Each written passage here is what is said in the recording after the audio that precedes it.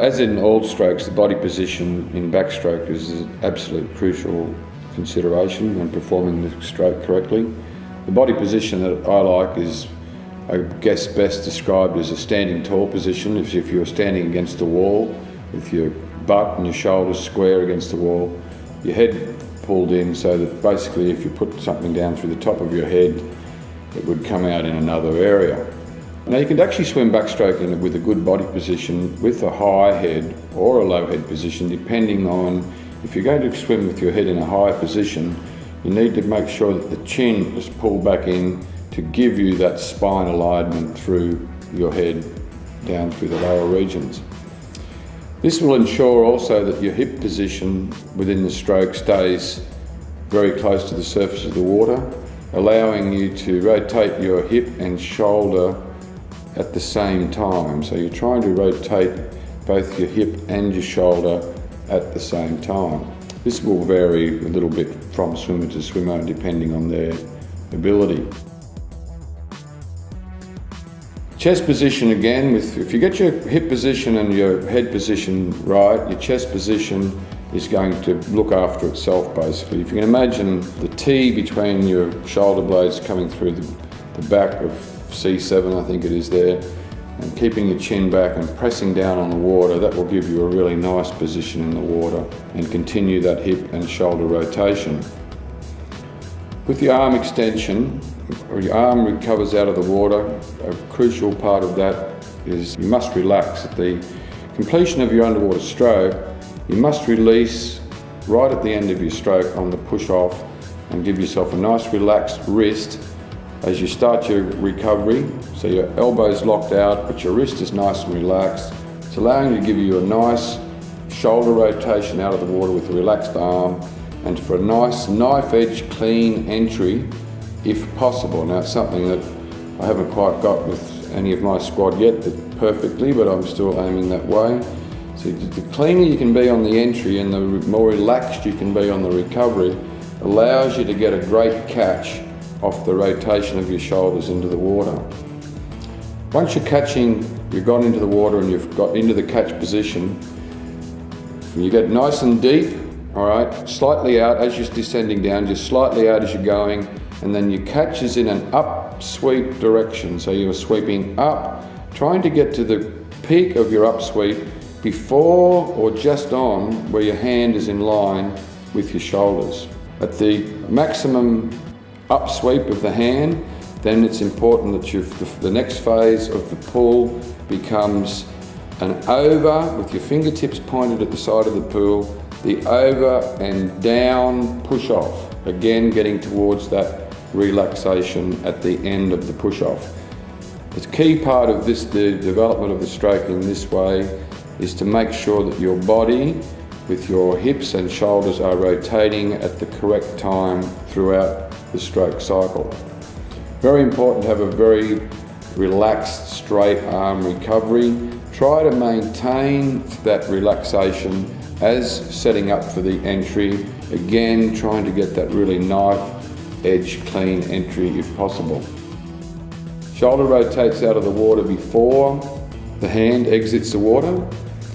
And the hip and shoulder, again I keep going over this to make sure the hip and shoulder rotation keeps going at the same time. The second half of the recovery is more about keeping that relaxation and positioning the arm for the extension of the hand and wrist to enter the water cleanly. Now we're looking side on underwater now, and as the hand enters the water, you're trying to get in deep, carrying the least amount of air down as possible. Spread fingers on the hands, an open thumb can inhibit the cleanness of the entry and thus inhibit the strength of the catch. Once we get down into that nice position, extended down through the arm, nice and deep, we're sweeping down slightly out as we're catching the water on the way down, and then as we catch and set our elbow into the pull phase and the up sweep. So this at this stage is a up sweep. I'd like to prefer to it as not anything else except an up sweep.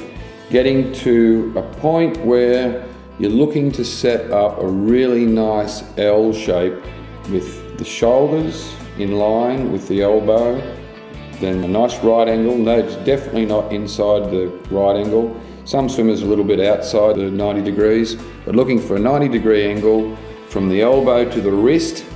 And as we can come up through that upsweep, getting to the top of that upsweep, the wrist is gently breaking out so that the fingers are pointed towards the side of the pool. So we have another angle from the wrist, on the inside of the wrist, to before we set up for the push phase of the stroke.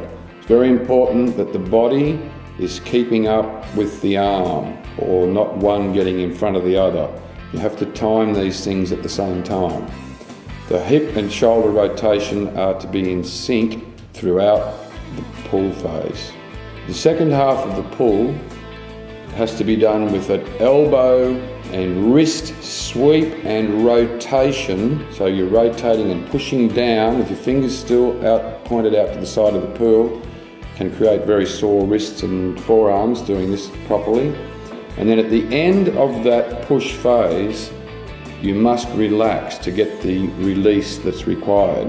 When you do relax at the right point in time, and if you continue rotating correctly, you'll get a really nice inward scull that a few people for a period of time tried to teach. But the best way to teach it is to get them to relax at the end of the push phase. So at the end of the push phase, relax, rotate and lift your arm with the thumb side of the wrist being the first to exit the water. Not the thumb side of the wrist being the first to exit the water after the shoulder. Backstroke is very, very strenuous, and if you're going to be very good at backstroke, you need to be very good at kicking. Now, kicking is something that's quite individual. Some people are fast at kicking, some people aren't quite as fast, but you must be fit at kicking. So kicking is an enormous part of any backstroke program. The 6-beat constant kick action, you've got to try to keep as small an amplitude as possible. You need to try to keep your kick inside your body line, which may sound easy, but it's quite difficult, particularly when you're turning and rotating your whole body, and you need to try to keep your kick all in one line. You'll usually find the swimmers have a little bit wider kick on the crossover to each side. There'll be one kick there to each side that's a little bit wider than the other. I myself would prefer that they could keep that all in the one continuous amplitude. It's a 6-beat kick action. You must have good flexion, extension of the knees, ankles and feet. Your hips must remain close to the surface.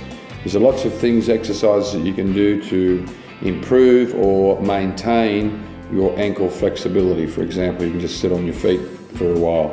That helps quite a lot. Note synchronization on the underwater, the catch of one hand and release of the other. This is an important part of the timing of the stroke, and also note where the hip and shoulder have equally rotated onto one side for the release of one hand. As you are catching on one hand, as you're entering on one hand, take note where the opposite leg is, the opposite toe.